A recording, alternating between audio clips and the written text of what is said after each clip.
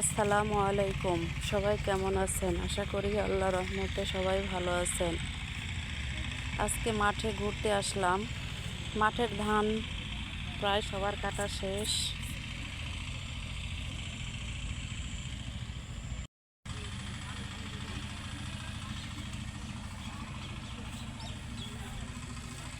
ঘুরতে ঘুরতে আমরা হঠাৎ করে গুচ্ছ গ্রামে চলে আসলাম।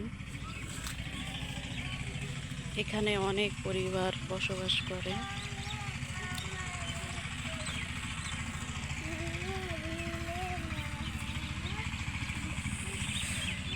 মাঠের ধান কাটা শেষ, এখন মাঠে চাষ করতেছে অন্যান্য আবাদ করার জন্য।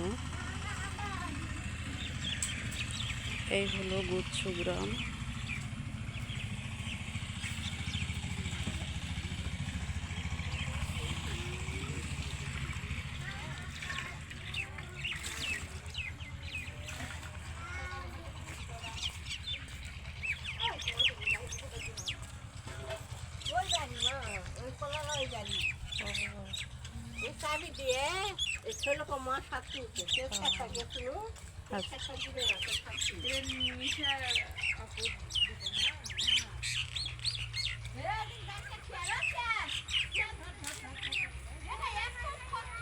এরা অনেকটাই দরিদ্র, যার কারণে এখানে থাকে না।